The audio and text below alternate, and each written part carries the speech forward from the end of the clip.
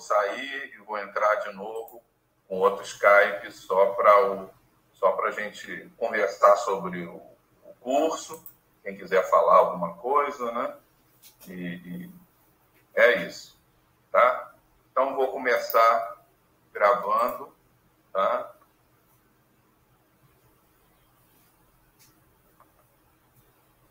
Agora eu consegui parar a gravação.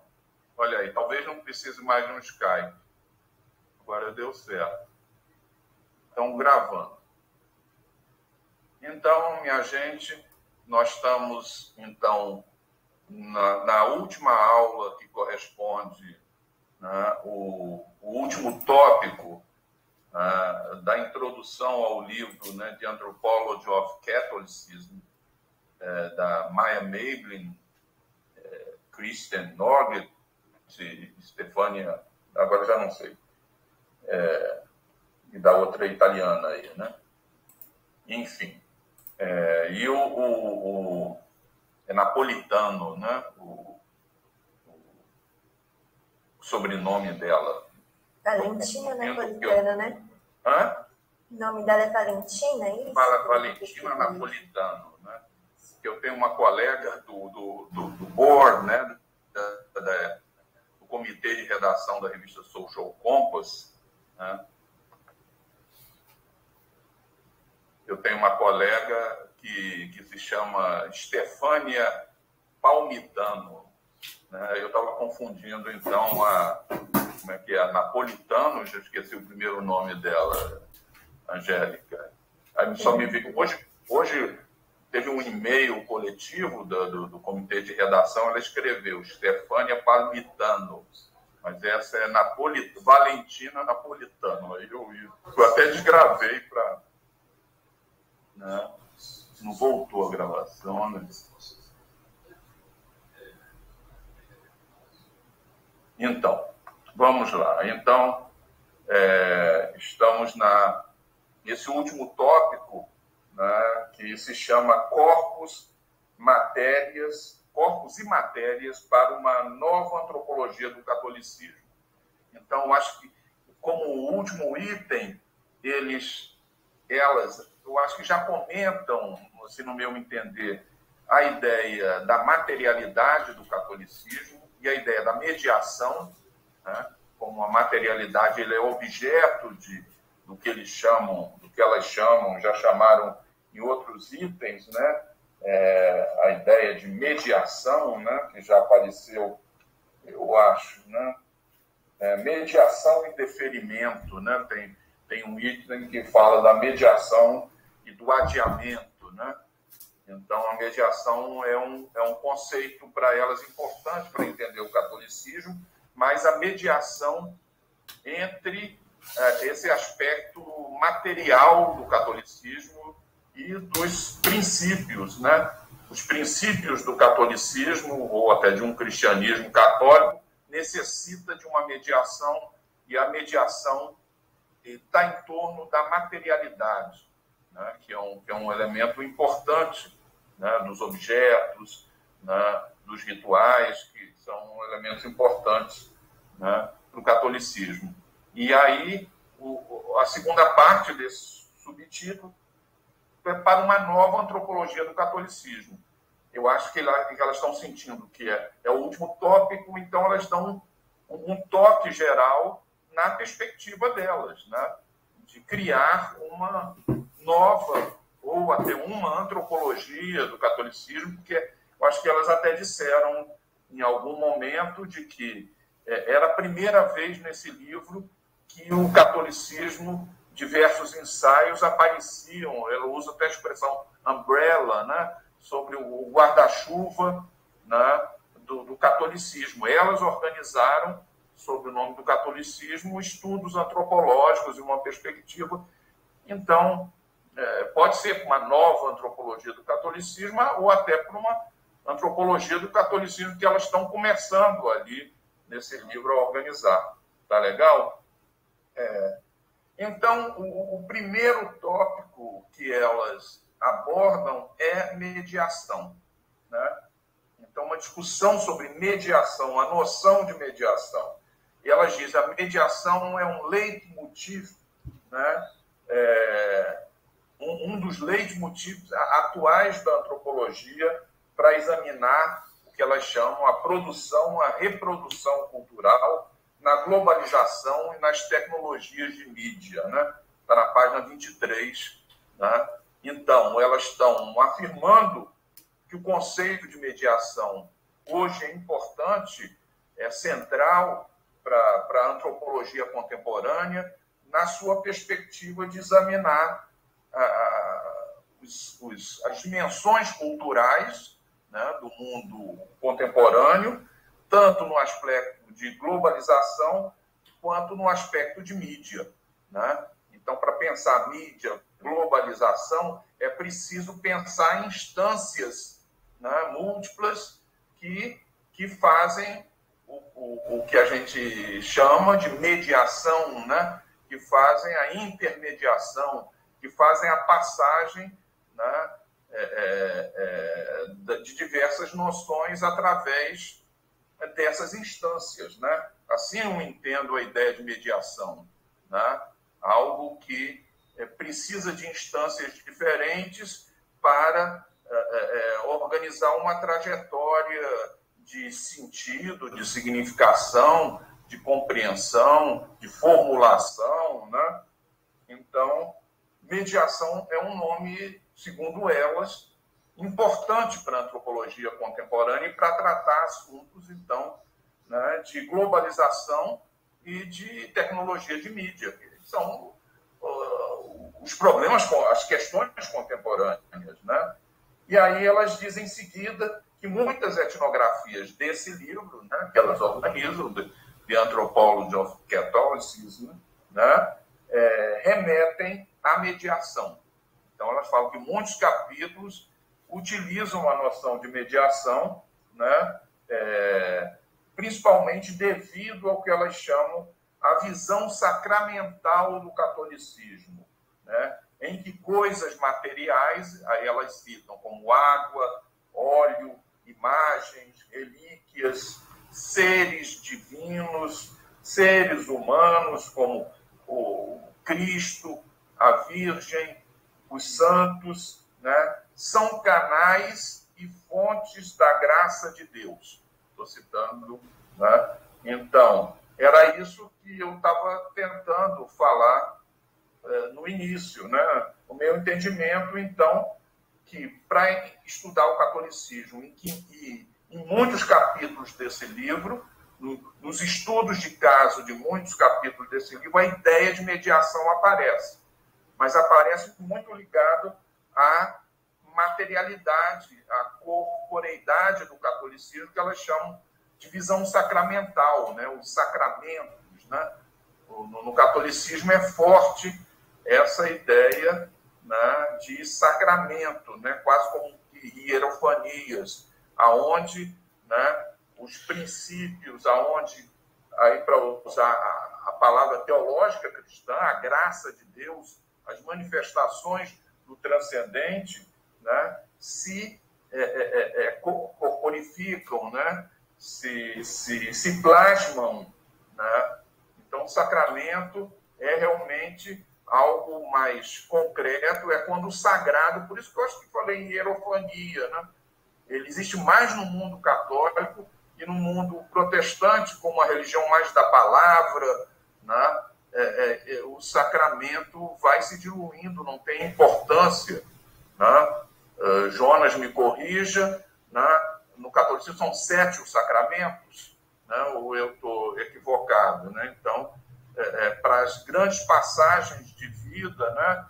Que em antropologia a gente chama, né, os rituais de passagem, né, correspondem ao sacramento, né? O batismo, né, o casamento, a ordenação, no caso, né, do clero, e na minha época a extrema-unção, mas agora virou, não sei o que lá, dos enfermos. Como é que é, Jonas? Eu fico testando o Jonas ali, os seus conhecimentos.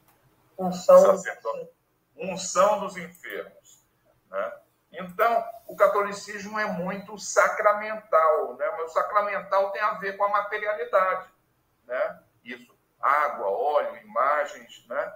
Então, os princípios do catolicismo, ou sagrado mesmo, ou transcendente, precisam da mediação, isso que eu estou entendendo, né? Dos sacramentos, das instâncias materiais para...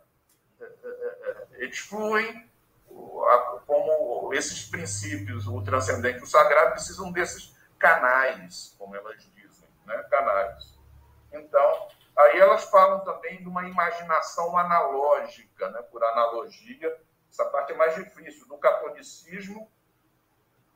Aí elas dizem, a imaginação analógica do catolicismo, na página 23 ainda, é inerente a metáforas metonímias de carnalidade, que pode ser sangue, carnalidade, paixão e seus lados sublimados, que refluem e fluem, né, e circulam de maneiras fascinantes, né, as palavras dela. Como é que eu leio isso, né? A imaginação, então, do catolicismo, ela precisa dessas analogias, né? Por isso que elas chamam, né? Me corrijam se a minha leitura está imprecisa, né? Nós estamos lendo juntos, né? Eu tenho a função, né, de, como condutor aí dessa aula, tentar decifrar isso, mas vamos conversar. Mas, então, voltando, a imaginação analógica, a imaginação católica funciona por analogia, tem a ver com metáforas e metonímias, mas de quê? De novo, da materialidade, né? O que elas chamam da carnalidade, sangue, paixão, né? E aí elas falam os seus lados sublimados, né? Que a carnalidade, ela se manifesta, mas ela também é contida, né? Nós falamos, em outras partes elas falam, né, da sublimação, da mortificação, né, no catolicismo, né? Eu me recordo num trecho que elas falam do cristianismo como um todo, né? O primado do transcendente sobre o imanente. O catolicismo tem essa força, né, da mediação, para usar a palavra do imanente, mas em vários momentos o imanente é contido, né? Eu acho que é sublimada a ideia da mortificação, a ideia, né, que a gente já viu em textos anteriores, né, de relacionar santo com idade, né, com viuvez, né? Então, essas ideias, né? Então, e isso flui e reflui, né, numa dinâmica diferenciada, né, que elas chamam fascinante, né? Então, e aí elas falam da doutrina da encarnação, né, que é forte no cristianismo e muito valorizada no catolicismo, na qual Jesus, assumindo carne, corpo, alma humana, né, segundo elas, une natureza divina com natureza humana. Então, tem dois momentos dessa mediação para elas, que é forte no catolicismo, do sagrado, do transcendente, né, do inefável, com a materialidade. Tem o microfone aí aberto, minha gente.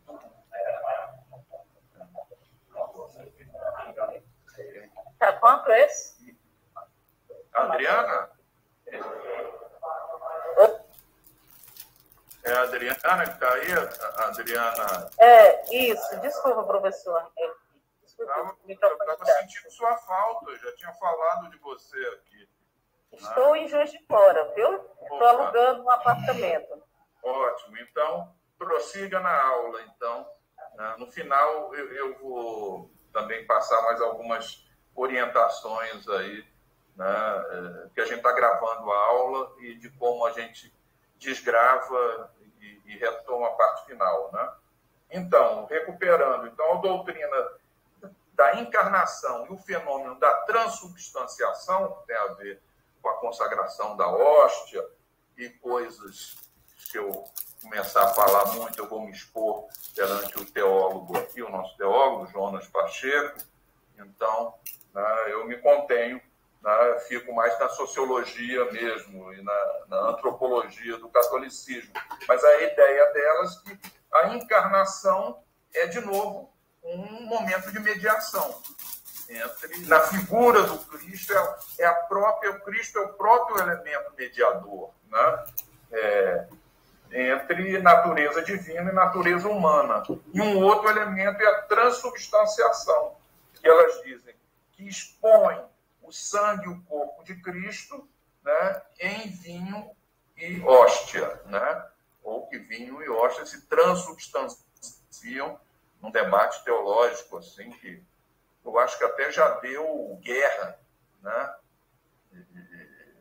sobre essas concepções entre heresias ou não, mas eu acho que tem a ver, teve um debate nos huguenotes, né, franceses, que eram protestantes nas chamadas invasões francesas, né, sobre isso, mas não me ocorre aqui falar mais, né? Mas então uma ideia que na transubstanciação, está na página 23,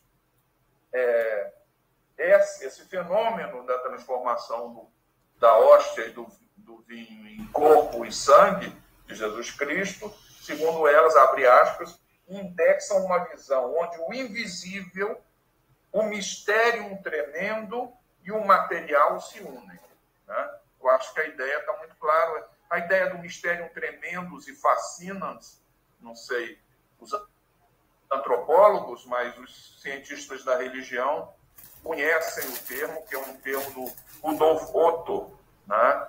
No seu livro O Sagrado, né? Em que ele diz que o mistério tremendo e fascinante é a presença do sagrado, é a presença de Deus, né? Ele cria esse conceito, é aquilo que é terrível, que aplastra, mas é aquilo que atrai, né? É o sagrado puro, né? Então, essa ideia do mistério tremendo e fascinante é o invisível, o inefável, é o transcendente, se une com o material, né? Então, o catolicismo, nesses dois momentos chaves, a transubstanciação e a encarnação de Cristo, né, propiciam essa questão que, para elas, as autoras, as organizadoras, combinam a ideia da mediação, né, do inefável com o material, né? E aí, na página 23 ainda, ele se refere a um capítulo do John Mitchell, né, que discute doutrinas de encarnação, né, e a sua relação com o corpo católico, né? E, segundo elas, sempre fica difícil, né, a gente não lendo o capítulo, né? É uma coisa que eu tenho comentado, né, entender, né, mas elas utilizam os capítulos para, como se diz, dar uma base para a argumentação delas, né?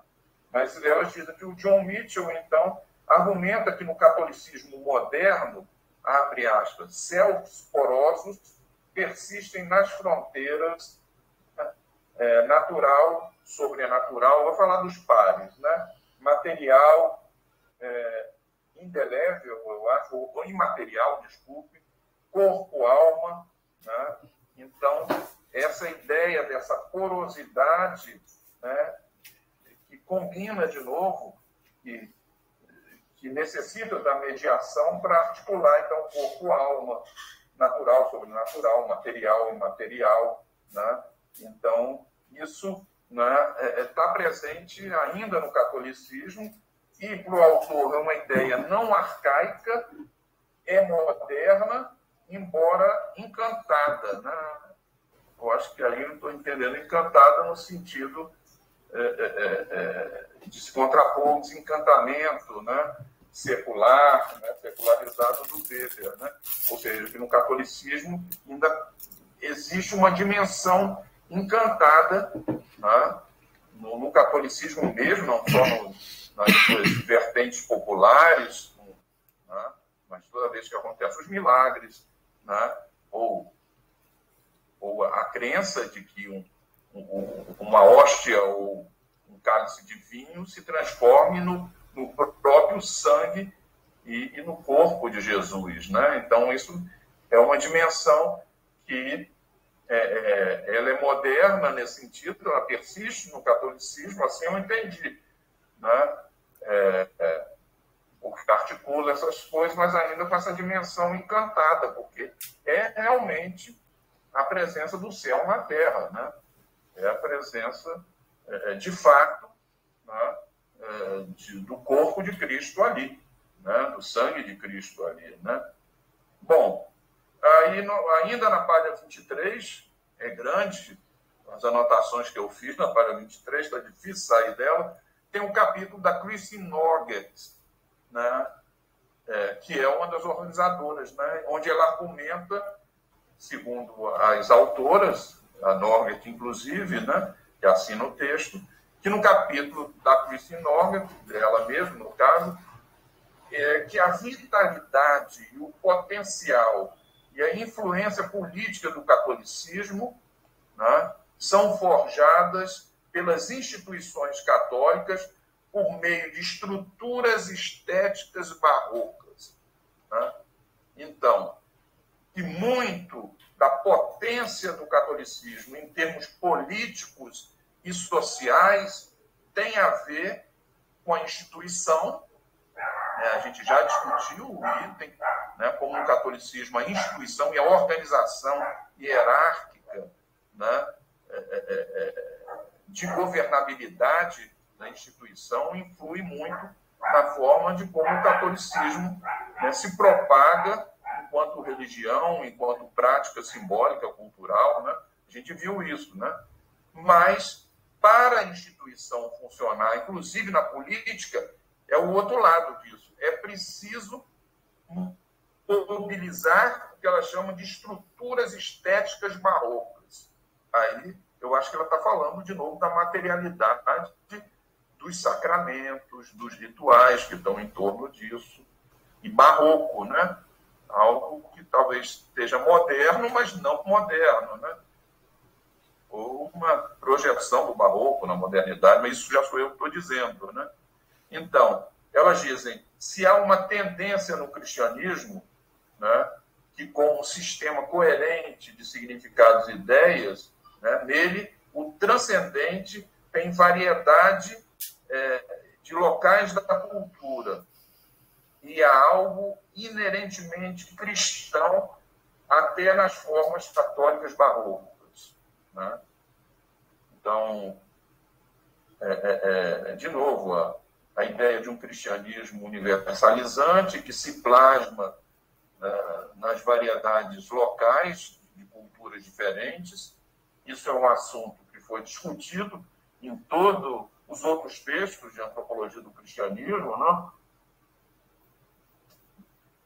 Do Robbins, da Fenella Kennel, né? Mas no catolicismo, né, isso não é um cristianismo, eu entendi assim, tem que ler de novo o texto, não é um cristianismo geral que incide no catolicismo, mas que é também isso, mas que na incidência no catolicismo faz com que seja particularmente cristã essas formas católicas barrocas. Eu acho que elas estão chamando a atenção, não por um cristianismo geral que bate para dentro do catolicismo, mas como um catolicismo barroco que é pregnante e que marca uma identidade do cristianismo no geral. E aí, da página 23 para 24, elas falam de que uma antropologia do catolicismo, olha aí, nesse último item da introdução, elas estão procurando fechar a ideia da antropologia do catolicismo, né? Ou de uma nova antropologia do catolicismo, mas de uma primeira e robusta, né, antropologia do catolicismo que elas estão propondo já na segunda metade dos anos 2000. Né? Então, uma antropologia do catolicismo, né, se praticada, elas dizem, nos desafia a considerar certas formas estéticas não apenas como veículo mundano casual para o cristianismo habitar, né, mas, abre aspas, como intrinsecamente cristão por direito próprio. Né? Eu acho que é aquela ideia anterior, de novo, complementando, né? Para a gente, se a gente considera, né, fazer uma antropologia do catolicismo, né, a gente não tem que tomar essa forma do catolicismo, que eles estão chamando de estética, ou estética barroca, ou sacramental, essas formas mediadoras do catolicismo, né, do princípio último sagrado, né, não apenas como um canal, elas usam a expressão casual, como algo casual do cristianismo, de uma forma, uma das formas de cristianismo, né, habitar, como ela diz, né, mas como algo intrinsecamente cristão por direito próprio. Né? Então, acho que elas chamam a atenção dessa forma pelo qual o cristianismo assume uma função política, social, cultural, simbólica, estética, né, que é a do catolicismo, como não apenas uma dentre outras, né, mas como algo intrinsecamente, né, cristão. Né? Até porque o catolicismo, né, foi a primeira forma pela qual o cristianismo, primeiro apostólico, né, dos primeiros, dos pais fundadores, né, dos primeiros anos, né, é a primeira forma histórica mesmo do cristianismo. Né? Dela se desprenderam outras, né? A Igreja Ortodoxa, os protestantes. Né? Então, na página 24, agora, elas dizem: o caos, a contradição, o excesso inerentes do barroco, que aqui a gente merecia, né? É todo um estudo, né, do barroco enquanto estética, enquanto filosofia, enquanto concepção do mundo, né? Mas uma coisa, essas são características do barroco. Não sei se alguém já estudou mais detidamente, né? Mas elas estão. O barroco é marcado pelo excesso, pelo caos, pela contradição, né?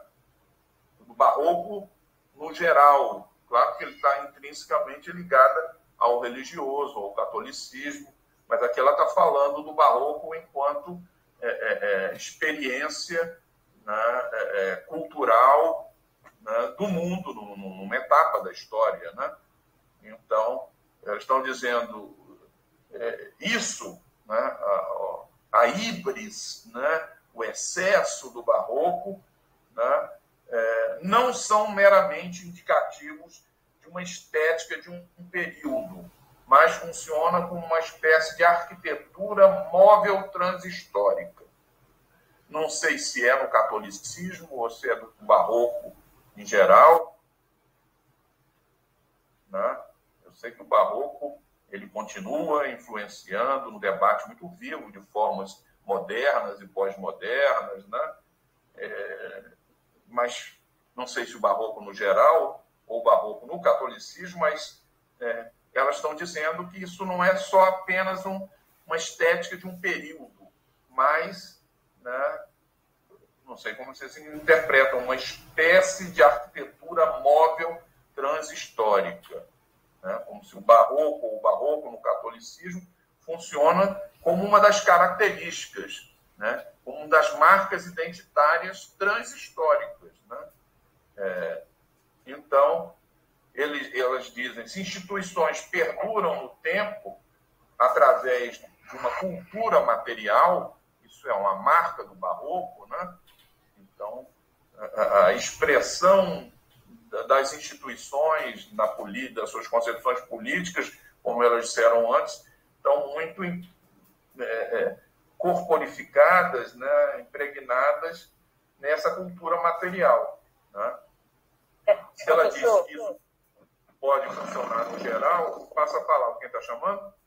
Eu, Adriana. Adriana. Só um instantinho, Adriana, só para eu terminar essa frase. Então, se o barroco, né, se as instituições, eu acho que ela está falando para além do catolicismo, agora está mais claro para mim, né? Essa característica transhistórica, né? E não só de um período, aí elas, quer dizer, em seguida elas estão dizendo, né, se as instituições, as instituições que perduram no tempo, perduram porque estão muito encravadas numa cultura material, está falando no geral, no catolicismo, né, o mais emblemático disso, e aí elas dão um exemplo, né, é o rosário, é o terço, né, e aí elas falam de um artigo de uma tal de Ellen Bardoni, né, eu não sei se é um capítulo do livro, porque muitas vezes elas também citam ensaios que circulam no que elas estão, no campo do que elas estão identificando, ou que elas estão se mobilizando para organizar de uma antropologia do catolicismo, que não necessariamente são capítulos de livro. Isso eu não tenho certeza, mas elas falam desse trabalho da Ellen Bardoni, que estudou a recitação do terço nos seus aspectos mediativos e meditativos num santuário francês na Bretanha. Está na página 24. Aí ela diz que a Bardoni explora o espírito católico de morte, tá, entre aspas, mas esse espírito tomado como uma morte fértil. São as palavras dela, a partir do referente, né, imaginativo da paixão e morte de Cristo. Eu entendi que elas estão falando que no catolicismo o ideal da morte, né, o imaginário da morte é importante, né, o espírito católico da morte, mas é uma morte fértil, né, ela produz, ela é produtiva, né, esse imaginário, né, o trabalho com esse imaginário, porque ele tem como referência a paixão e morte de Cristo, né? E aí elas fazem relação com outro historiador medieval que chama Nicolas Largier, né? E que ambos enfatizam a perspectiva da longue durée, né? Da longa duração, para a compreensão das formas sensoriais do catolicismo, né? Então, de novo, essa estética barroca, que eles falam que é uma arquitetura transhistórica, né? Ela é móvel, mas ela mantém, né, estruturalmente elementos que atravessam a história, né? E, de novo, nós estamos falando em longa duração, de novo. Esse conceito, acho que do Ferdinand Rodel, né? A ideia de longa duração, né? Então, essa ideia de formas sensoriais, materialidade, né? Encarnação, transubstanciação, tudo isso, e morte agora, né? Mas morte produtiva, né? Em termos de imaginário, paixão e morte de Cristo, né? De novo, a gente já tinha, e barroco, né? Feito aqui uma referência de que para o nosso catolicismo popular e barroco, colonial, a paixão e morte de Cristo no imaginário tem uma significação muito maior que a ressurreição, né? O envolvimento ritual e imaginário, né, em tudo, nisso que depois, eu acho que elas vão falar de uma teatralidade, teatro para a alma. É na página, logo em seguida, que elas vão falar de um teatro para a alma. Né? Um teatro de exemplaridade, eu acho, para a alma. Você assiste, né, ou rememora, né, reatualizando uma paixão de Cristo com toda a sua materialidade, né, de morte fértil, né, e, enquanto formas sensoriais, né, isso tem um elemento, de novo, transhistórico, de longa duração. Né? E eu não esqueci de você, não, Adriana. Só para terminar, então, essa frase, o Largier, então, Largier é esse historiador medieval, que elas citam, né, para a gente não perder, nos mostra que, elas autoras estão falando, né, o Laget nos mostra que a mentalidade católica da época medieval, né, não era calcada num cultivo do sujeito, no imaginário religioso interior, né, a ideia da subjetividade. Ele está marcando que isso não era algo do imaginário medieval, mas as práticas medievais de oração calcadas, abre aspas, numa poética da sensação e num teatro para a alma, né? Não são os nossos sentidos que captam o mundo exterior, né? Que fazem a mediação, de novo, com o mundo exterior, mas o contrário, é o mundo exterior, na sua teatralidade, na sua materialidade, na sua parte sensorial. Olha aí, elas repetem essas palavras, né? Poética da sensação e teatro para a alma, né? Que vão se dar, né, na nossa interioridade, né? Então, tem um livro aí do Richard Sennett, não sei se vocês conhecem, O Declínio do Homem Público, né? E que ele trabalha também esses imaginários de época e como que o exterior, o ritual, o sensorial, né, o teatro, né, esses que eram produtores, inculcadores do que no futuro vai falar em interioridade, subjetividade, mas é o contrário, né? O comportamento é muito, né, através disso, do sensorial, do teatral, né? Então, é nesse registro que o catolicismo foi sendo gestado, né? Enquanto cristandade, né? E que isso, de certa forma, eu estou entendendo, se vira uma característica que é replicada na história, né? Nesse sentido da longa duração. Né? Página 24, paro aqui, e Adriana, com a palavra, a demora aí de te atender. Só retomando a questão do barroco, né? Na época, o ser humano, ele parte da continuidade barroca, né?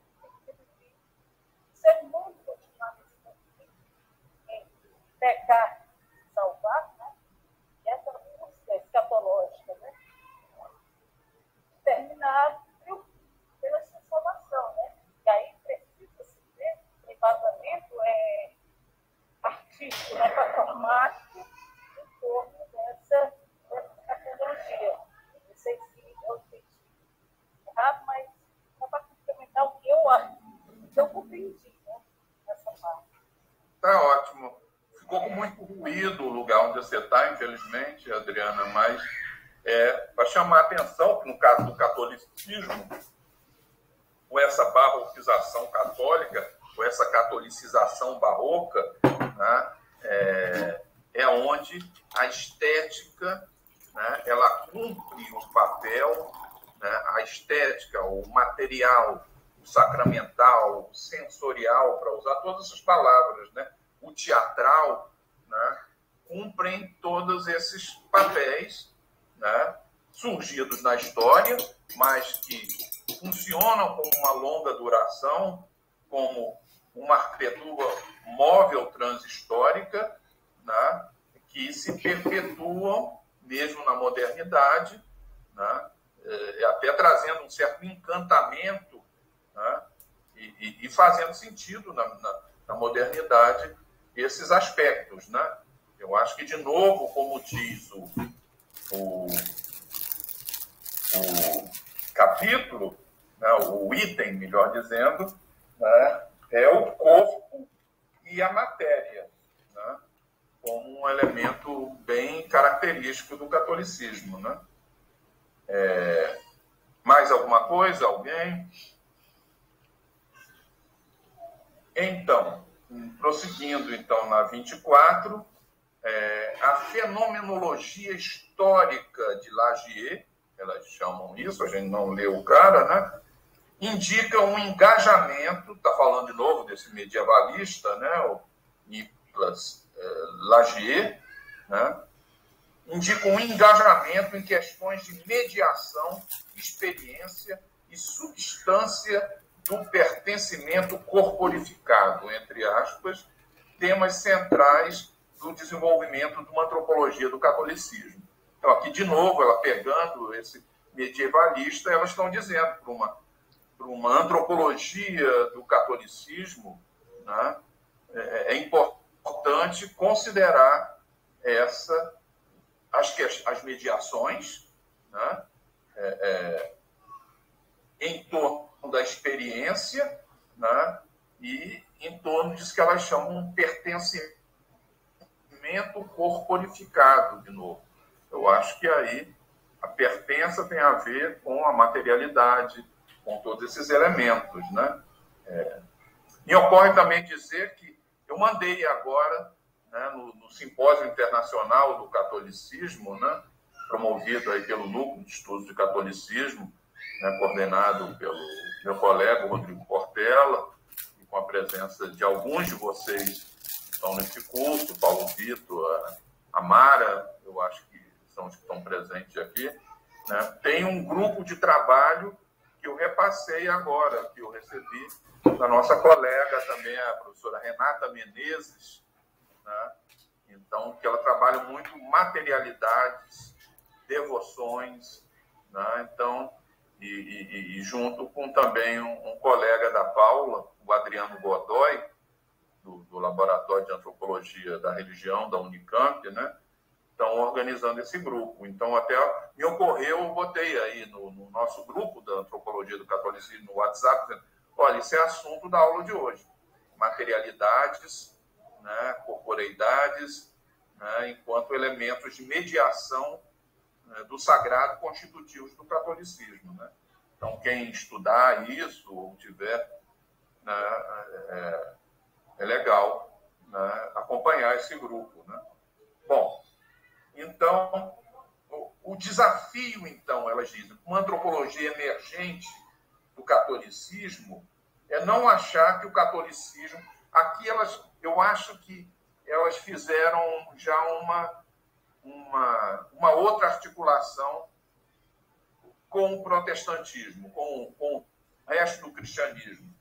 Se é que eu entendi bem, eu botei aqui uma interrogação, mas ela disse que o desafio também para entender o catolicismo, porque, de um lado, elas estão falando em longa duração, em transhistórico, nessa característica barroca forte do catolicismo, né, que marca a identidade do catolicismo, né, como forma de mediações de um sagrado inefável, com esses elementos, né, da corporeidade que estão na transubstanciação, na encarnação de Cristo, e nos elementos rituais, água, óleo, vinho, hóstia, né? Mas aqui eu acho que ela faz uma certa relativização disso em relação ao protestantismo, ao resto do cristianismo. Quem leu, quem puder contribuir, me ajudar aqui, eu aceito, né? Por quê? Ela vai dizer aqui, né, que para fazer uma antropologia mais refinada do catolicismo não tem que se achar que o catolicismo resiste triunfalmente ao legado ocidental, assim como destrona o domínio protestante da teologia sobre termos e conceitos de estudos religiosos. Aí ela vem com a Birgit Meyer, né, a famosa Birgit Meyer, né, e na comparação de católicos e pentecostais na região onde ela trabalha, que é, acho que na África, né? Então, também é para a gente não considerar também que o catolicismo, essa maneira do catolicismo é a única, que é triunfante, que sobrepuja, né? Aí ela vem com esses, assim eu entendi, com esses estudos da Birgit Meyer, na página 24, sobre o pentecostalismo africano, né? Ela mostra que os católicos, né? Chamam romanos, né? O católico da Igreja Católica, Apostólica Romana, né? Ou os católicos, não precisava desse adjetivo, né? Não são os únicos cristãos materialistas do mundo, né? Materialistas nesse sentido, né? Que necessitam do sensorial, do material, das materialidades, para fazer a articulação ou a mediação, que é a palavra do item, do inefável, do transcendente, né? Com o imanente, né? Então, ela diz que os pentecostais, né? Isso é interessante para a gente pensar os nossos também, né? Também são cristãos, entre aspas, materialistas, né? Ou que trabalham a materialidade. Então, ela mostra, nesse capítulo, a Birgit Meyer, que o dualismo protestante e católico, né, desdobrando-se em realidades mentalista e materialista, raramente se traduz em práticas cotidianas. Esses dualismos podem ser vistos como polos de um contínuo que inclui religiosidades protestantes e católicas. Então, elas estão relativizando essa clivagem forte em dizer que os protestantes são mentalistas, né, e os católicos são materialistas, né? Então, na sua relação com o transcendente, né? Ou seja, que a relação com o transcendente em protestante seriam mais, né? Isso que eu falei, na palavra, né? Na ética, né? E menos nos rituais, e os católicos seriam mais materialistas. Mas elas dizem que essa dicotomia, assim, ou essa clivagem tão forte não deveria ser considerada, né? Pelo menos os estudos da Birgit Meyer mostram isso, né? Que essa clivagem, então, na prática cotidiana não é tão assim, né? Que esses dualismos, né, entre mentalistas e materialistas, entre, né, esses que trabalham mais a ética, a razão, e outros que precisam do ritual, no caso os católicos, né, não é tão rígida esse dualismo, né, mas é melhor ver isso nos polos de um contínuo, né, a ideia de contínuo na sociologia, na antropologia, ela foi muito utilizada nos anos 60, né, o próprio Cândido Procópio Camargo, que foi um dos fundadores da sociologia brasileira, da religião, né? Ele tem a teoria do contínuo umbandista, kardecista, né? Que eu até escrevi um artigo sobre isso na revista Religare, né? Então, a ideia é que não, em vez de se dividir rigidamente, você tem um contínuo que tem vários pontos. Talvez no contínuo você tenha um polo que fosse o catolicismo, outro polo o protestantismo, mas você tem várias matizes, né, entre um e outro, né? Essa é a ideia do contínuo, né? Que entre um polo e o outro você tem gradações, né? Entre um protestantismo mais católico, um catolicismo mais protestante, né? Ou seja, um catolicismo mais mentalista, um protestantismo mais materialista, né? Então, é isso que eu acho que o trabalho da Birgit Meyer mostra para o conjunto aqui, né? E aí ela diz que o estereótipo do catolicismo, né, como um parente não ascético do protestantismo, talvez não um parente, como um tio, um avô, né? O catolicismo é mais antigo, né? Não ascético, né? O protestantismo, sim, é ascético, né? No sentido weberiano, né? O indivíduo vai, através dos seus atos, né, buscando uma ética cada vez mais aprimorada, né, enquanto indivíduo, né? O catolicismo, então, é não ascético porque ele funciona muito através dos rituais, das promessas, né, dos milagres que vão se obtendo e menos de um esforço pessoal de ascetismo, né, de investimento em si mesmo pela salvação, né? É isso que, às vezes, uma sociologia mais clássica diz da diferença, né? Mas esse estereótipo, então, do catolicismo como mais materialista em relação ao protestantismo como mais mentalista, e elas chamam isso de estereótipo, né? Nos remete, né, ao dualismo cartesiano do pensamento ocidental. Elas estão dizendo isso está mais do cartesianismo, do pensamento formal ocidental, do que para um pensamento mais criativo. Eu acho que elas dizem que olhariam mais as mediações, né, ou os polos desse contínuo, né, que produz coisas intermediárias entre uma coisa e outra, né?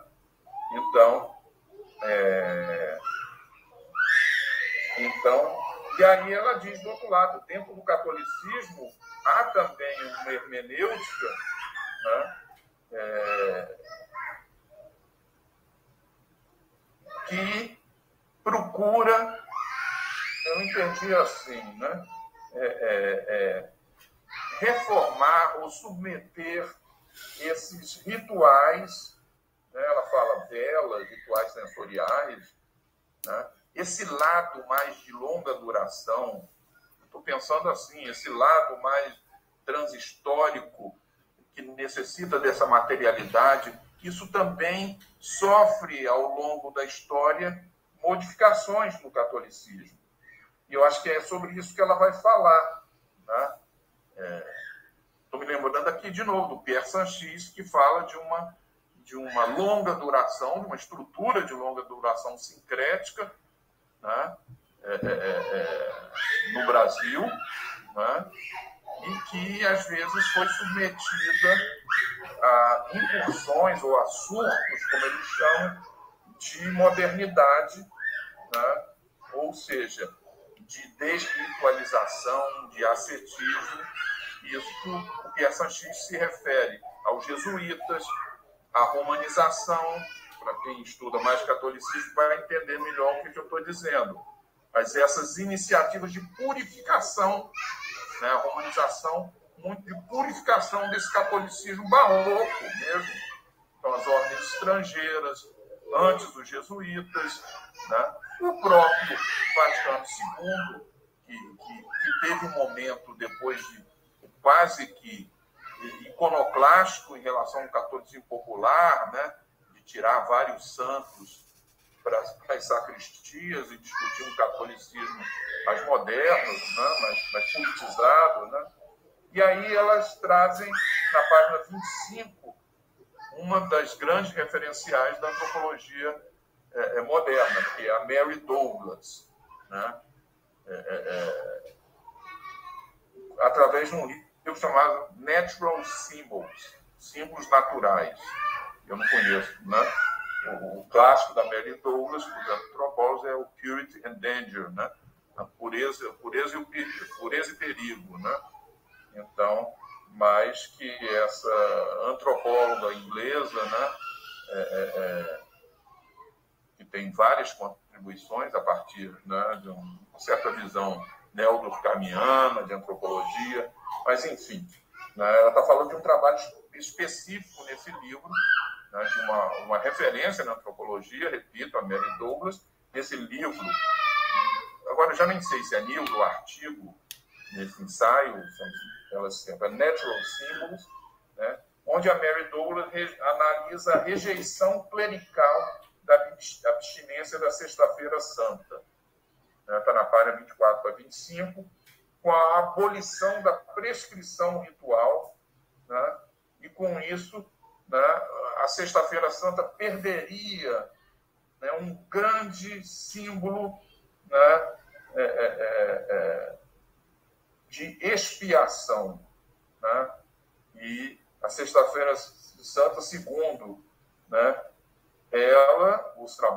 a leitura delas, desse trabalho da Mary Douglas, se transformaria, abre aspas, num dia prático para a organização da caridade, né?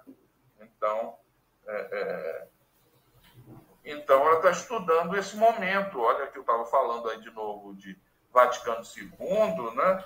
Não sei se uma certa tentativa de relativização, olha como eu falava, né? do catolicismo barroco, entre paixão e ressurreição, né? Um certo desinvestimento da Sexta-feira Santa e das prescrições rituais, da abstenção de carne, né? De jejum, né? Essas coisas muito fortes no catolicismo tradicional, né? Minha avó fazia jejum, né? E era intransigente, né? Me lembro que uma Sexta-feira Santa eu me esqueci de comer um hambúrguer. Aí foi uma crise familiar forte, né?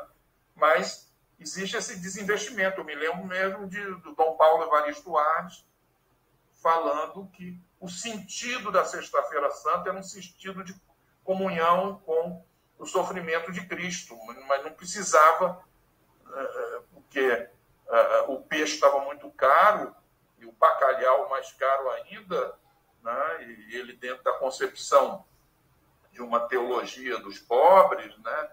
De uma opção para os pobres, o Dom Paulo dizia que não precisava deixar de comer carne, podia comer carne na Sexta-feira Santa. O importante, de novo, é o sentido último. Então, ele está aqui, de certa forma, desvitalizando, desinvestindo um pouco a materialidade, né, da abstinência, dessa forma, da abstinência da carne, que é o carnal, de novo, vinculado ao prazer, né, a não espiritualidade, né? Então, e aí ela diz que os símbolos, né, estudados por Douglas funcionam como uma reação à onda iconoclasta em 1970, após Vaticano II. Eu botei até quais, eu não sei que símbolos são esses que a Mary Douglas estudou, né, que propiciaram essa reação a esse desinvestimento no ritual da Sexta-feira Santa, né? Mas elas se referem com a palavra iconoclasta, né, aos desdobramentos do Concílio Vaticano II. Não sei se não houve um tão bom entendimento disso que elas falaram, da explicação que eu procurei dar, depois vocês questionem, né, ou perguntem, né? Por fim, eles se referem a um Bardes. Eu não anotei o primeiro nome na página 25, de novo, foi alguém, um antropólogo, que estudou o ciclo tradicional dos rituais. Não, eu acho que a gente falou em Bercedas, Espanha, que é a Bardoni, desculpe, eu anotei errado, né? Eu acho que é essa, né, que estudou. Não, Bardoni foi no santuário francês, na Bretanha. É muito antropólogo, muito estudo de caso, né? É alguém que estudou os aldeões numa comunidade chamada Bercedas, na Espanha, e aí ele constata que pós-Vaticano II há uma diminuição, né, dessas práticas mais materiais, mais sensoriais, e o que ele diz mesmo de despojar o catolicismo, eu botei até entre aspas aqui, ou em parênteses, desculpe, popular, eu perguntei, de seu mistério, de seu misticismo, né?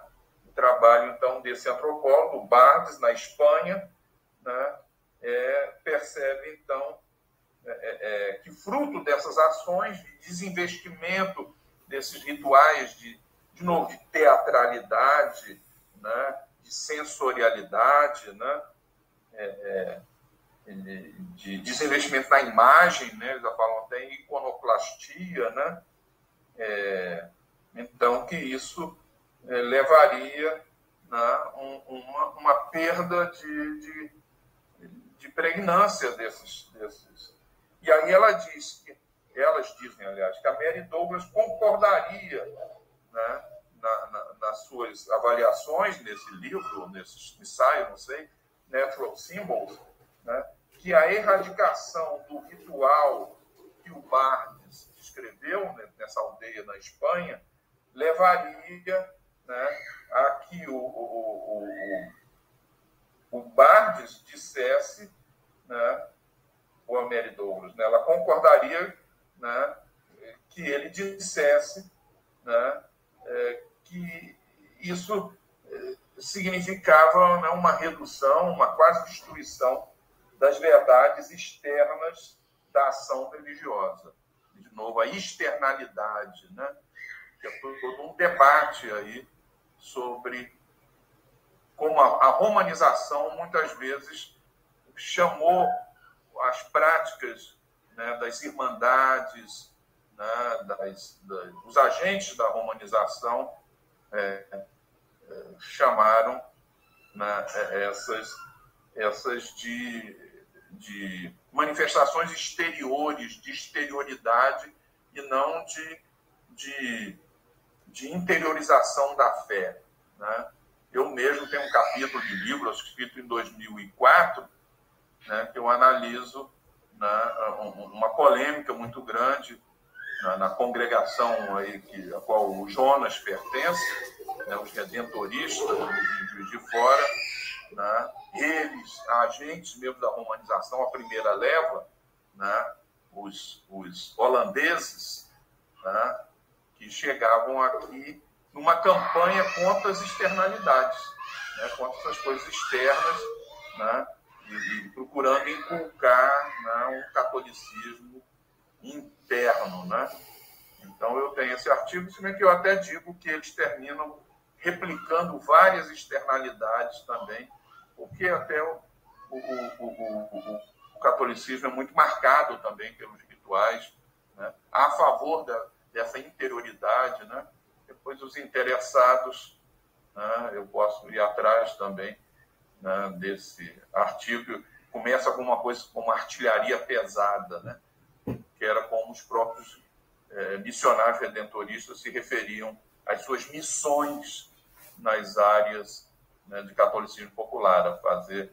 Agora já me esqueci o nome desses pais fundadores, na época eu sabia, né, desses fundadores redentoristas, esses holandeses, né, um deles se referiu a uma artilharia pesada, né, nas missões contra o catolicismo popular, né, ou chamados muito de leviandades, né, eu já me esqueci o nome, né, além de externalidades, mas de uma é isso, me fugiu o nome, né, de algo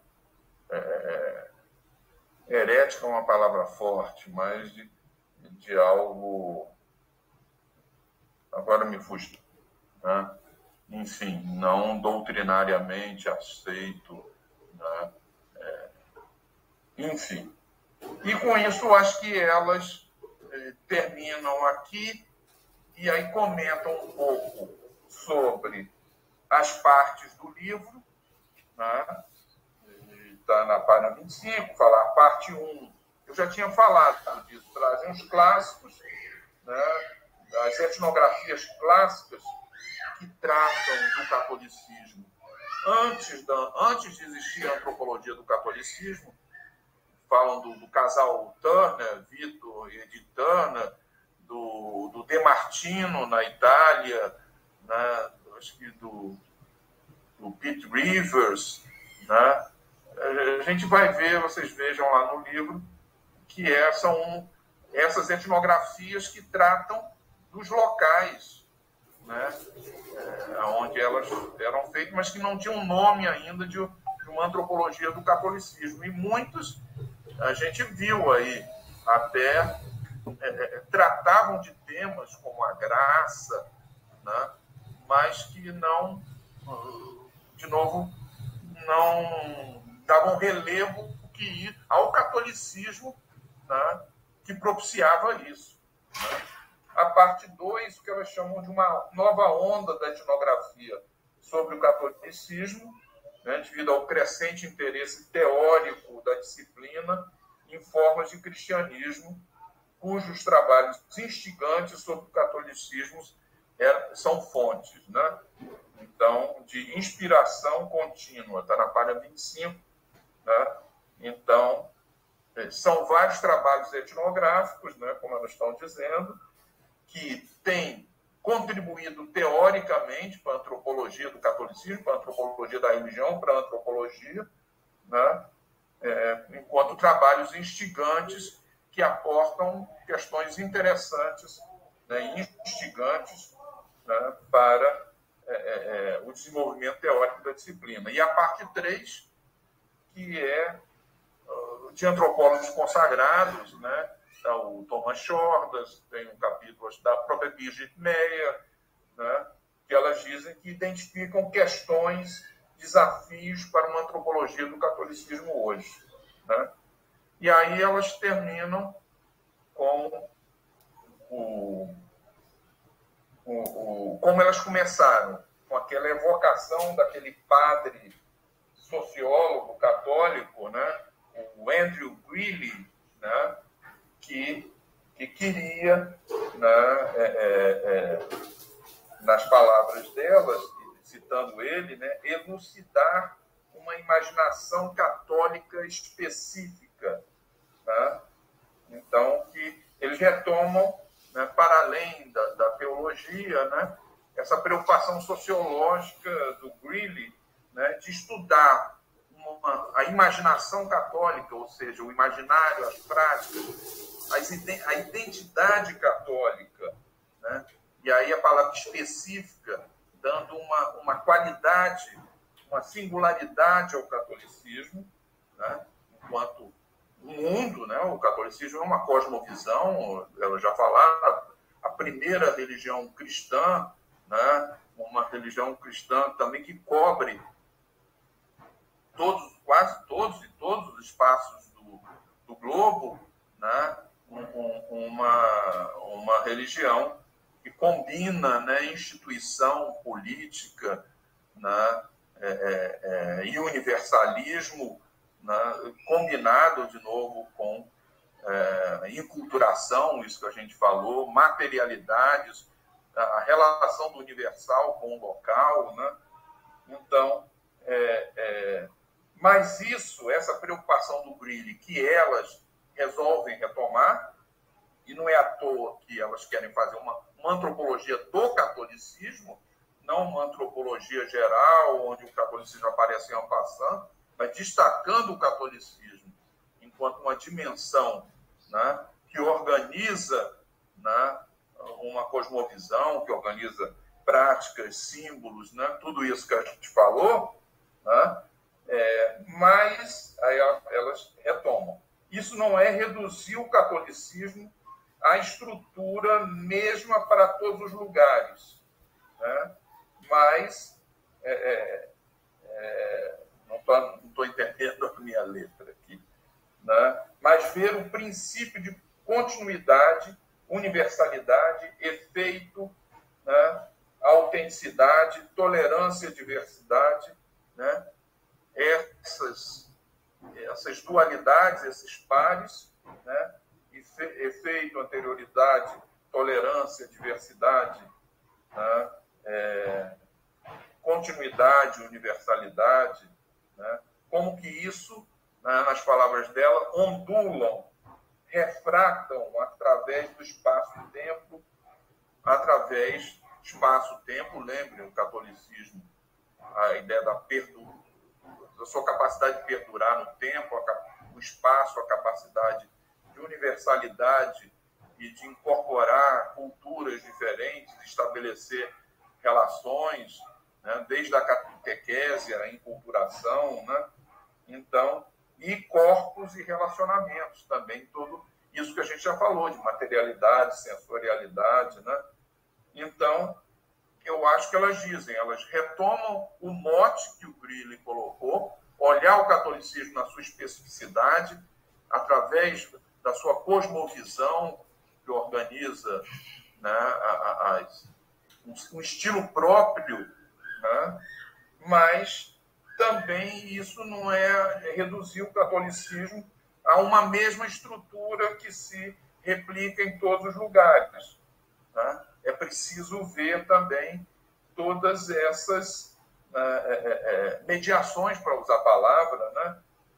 Todas essas ondulações e refrações, como elas dizem, no espaço, no tempo, nos corpos, nos relacionamentos que implicam em continuidade, universalidade e outros pares. Ou seja, ela está mostrando a complexidade, né, do catolicismo, né, na sua trajetória no tempo, no espaço, né, com as suas, né, características, sim, né, mas como isso vai confluindo, né, articulando com as culturas diferentes, com quem eles se esbarram, né, a história lá da enculturação, que a gente dizia que às vezes havia uma afinidade não pelos mesmos motivos, né? Enfim, e aí elas terminam com o conceito, né, a noção, ou a afirmação, melhor dizendo, que esse projeto delas, o projeto do livro, que talvez não se encerre com o livro, né, mas é um marco que elas estabeleceram, uma obra sobre a antropologia do catolicismo. Até antes não havia nada nesse sentido, né? Então, esse projeto oferece insights não apenas para a instituição do catolicismo, não para apenas compreender o catolicismo em si mesmo, mas para a antropologia da religião e para a antropologia em geral, né? Está na página 26, e com isso a gente conclui, então, esse item e o conjunto de aulas aí sobre a antropologia do catolicismo. O livro está com vocês, né? E vocês terão a oportunidade, quem quiser se aprofundar mais, tem estudantes e pesquisadores do catolicismo, os que estão no núcleo de estudo do catolicismo, e o Juliano, particularmente, também, tem uma trajetória de estudo do catolicismo. Os outros também estão todos envolvidos aí com a antropologia da religião e tudo isso, né? Bom, então, com isso, eu concluo, então, esse tópico, abro a palavra aí para vocês reagirem de alguma forma sobre essa característica, sobre essas ideias do último tópico. Mas pode chamar atenção para as outras, mas mediação, materialidades, né, mediação das materialidades, né, também